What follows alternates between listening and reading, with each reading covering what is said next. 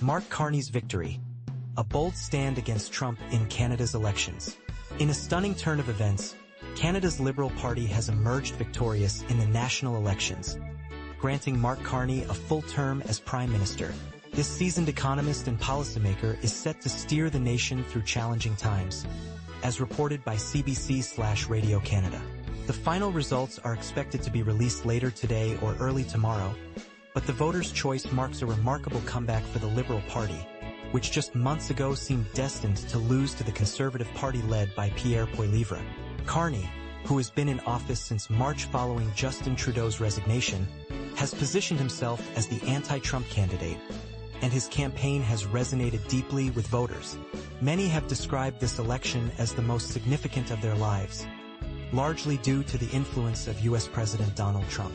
His aggressive policies towards Canada, including tariffs on Canadian goods and threats to annex Canada as the 51st state, have left many Canadians feeling uneasy. Even as citizens cast their votes, Trump reiterated his controversial stance on social media, claiming it would bring economic and military advantages. Carney, 60, has Irish roots, with a grandparent having emigrated from County Mayo to Canada about a century ago.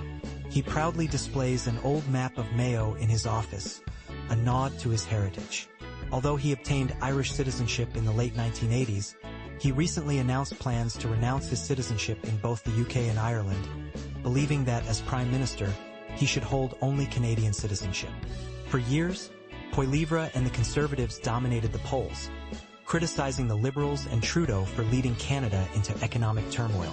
However, their double-digit lead began to dwindle as Trump's aggressive stance towards Canada intensified and Trudeau stepped down. Voters were particularly concerned about the economy, with housing affordability being a top issue, as indicated by pre-election surveys. This election has also served as a referendum against Trump's treatment of America's allies and trading partners. It's the second major international election since Trump took office, following Germany, and the world is closely watching how Canada navigates its relationship with the U.S. The results highlight that Trump's brand of conservative politics can be detrimental to conservatives in other countries if they appear too aligned with his ideology. Poilievre's rhetoric against radical woke ideology and his promises to defund Canada's national broadcaster seem to alienate centrist voters, according to pre-election polls. Carney's victory is a remarkable achievement in his swift rise within Canada's political landscape since he entered the race in January. As a political newcomer but a veteran in policymaking, his calm demeanor and firm stance against Trump's provocations helped sway voters who were considering supporting the Conservatives. His pragmatic and centrist approach aligns well with the current sentiments of Canadians, especially after a decade of Trudeau's progressive policies. Evidence of Carney's appeal was clear on Election Day.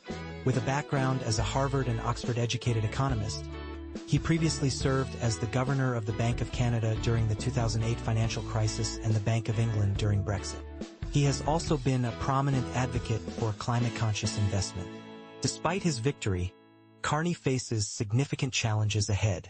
He will need to engage with Trump and navigate the complexities of trade and security issues.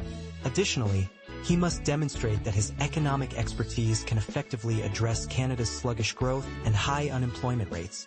The road ahead is undoubtedly tough, but Carney's election marks a pivotal moment in Canada's political journey.